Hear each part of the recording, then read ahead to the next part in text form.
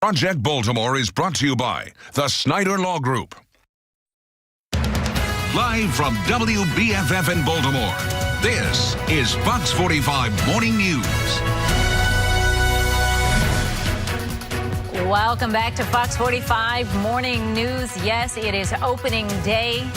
Not the home opener for the Orioles, but they are still in action as everyone in MLB gets started. That's right, yeah. Today is the day. First pitch from the Bronx for the Orioles is 1 o'clock, so that game right there with the Yankees. And so it's a great way to start the season. And it makes you feel warmer when you see it. That shot, it was wiggling, and it makes it seem like, oh, it's really windy out there. It's not. It's just that camera was so far zoomed in that any little tiny tweak, and it makes it look like it's shaking. Well, we've got a nice weekend ahead of us, so I'm looking forward to all of that. We've got traffic and weather together. We do it every 10 minutes. That's right. We have Candace Dole looking at your morning commute, but we want to go over to Amy Aronson. She's taking a look at the forecast, and it is baseball weather now. Yeah, it is baseball weather, and a week from today we'll be tracking our home opener forecast. But right now, this morning, all is clear, not only locally, but even up towards the Bronx. Temperatures are down, though. We are starting off near freezing in most locations, but it's only up from here. So significant warm up today as you head out to the bus stop. Right about now, temperatures starting off in the low 30s, but look at where they're going this afternoon. Sunny with highs close to 60. Coming up in 10 minutes, I'll let you know exactly how long this spring-like stretch lasts. Now, Candace Dole is here with your traffic edge. All right, thanks so much, Amy. The big story out there this morning has been a crash out along 83. It's on the southbound side. It's right near Shawan Road. We're talking about almost more than a 30-minute delay, almost an hour from the Pennsylvania line to come down the pike up towards Shawan Road. Now, this is the best news we've seen out of it in about the past half hour. So cars are starting to move at Mount Carmel Road. I would still take York Road as the alternate route, especially if you're approaching down through Belfast up towards Shawan. Back over to you. Thank you, Candace. This just in. Fire crews still on the scene of a house fire. It started about 1 o'clock this morning in Middle River. It's right near the intersection of Pulaski Highway and Moores Lane. Now, thankfully, no one was hurt, but firefighters say it caused significant damage to that home. Coming up on 7:31 now, a showdown in Annapolis. Governor Hogan vetoing two key pieces of legislation. Well, one would impact the state's minimum wage. The other could change your kids' school schedules this fall. Well, now the question turns to what happens next and whether these vetoes can be overturned.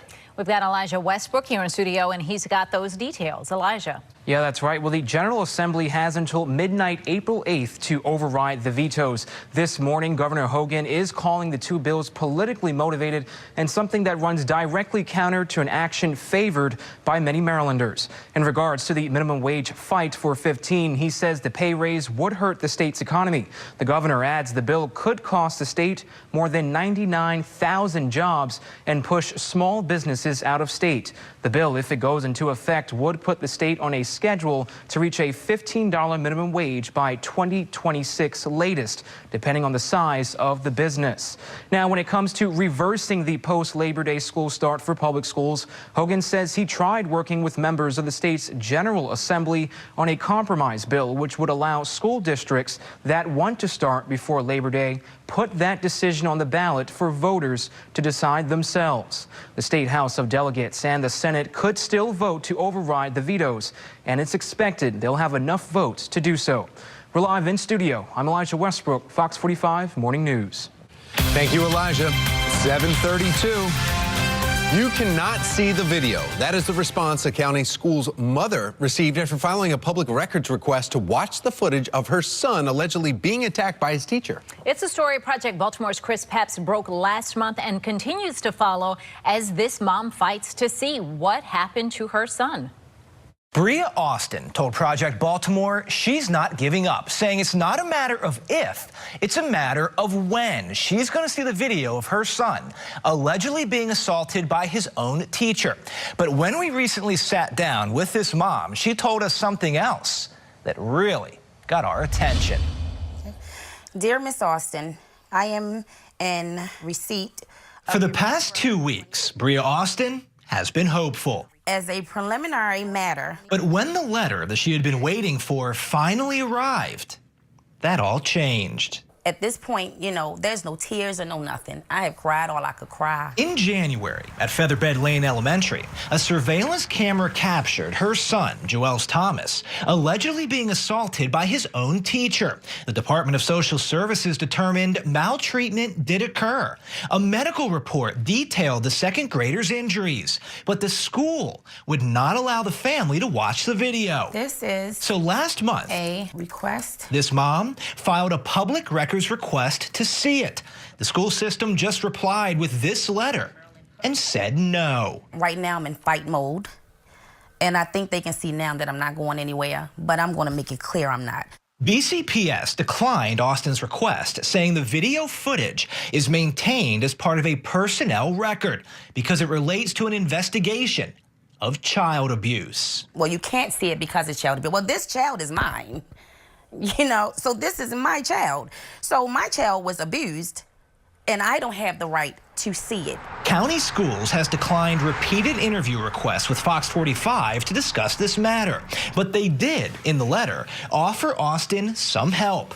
The state's public access ombudsperson.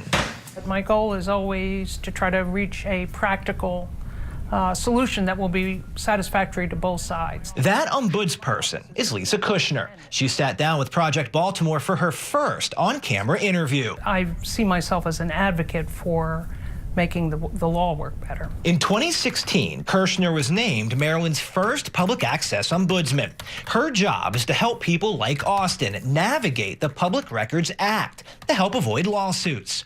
Kushner told Fox 45 about half her cases end in a positive outcome, but her office cannot compel the school to release anything. I'm very dependent on the voluntary cooperation of parties, and that can often influence what I'm able to do with them. With this denial letter, this mom has asked Kushner's office for help, but Baltimore County Public Schools is often criticized for not being transparent. And Austin knows this all too well, because she's not just a county school's parent. She's also a county school's employee. She works in the transportation department. What are your thoughts on your employer treating an employee this way? It's horrible because I also work with children. And, you know, we're held at a high standard. So essentially, a coworker of yours mistreated your kid. My son, yes. And other coworkers of yours, your bosses, Yes. will let you see what happened. Yeah, right, right. Yep. I'm not going to say anymore that I want to see the tape. I'm just going to say I will. I don't know when, but I am going to see the tape. And they're going to let me see it. It's my child. As a mother, Mama Bear is ready for war, and I'm going to see this tape. Kushner told Fox 45 that much of her work does come from parents who request information from school systems and get denied. She also said we should know in a few weeks if she will be able to work out a deal with Baltimore County Public Schools where Austin can see that video. County Schools told us the incident involving the teacher is under investigation, but all procedures were followed properly.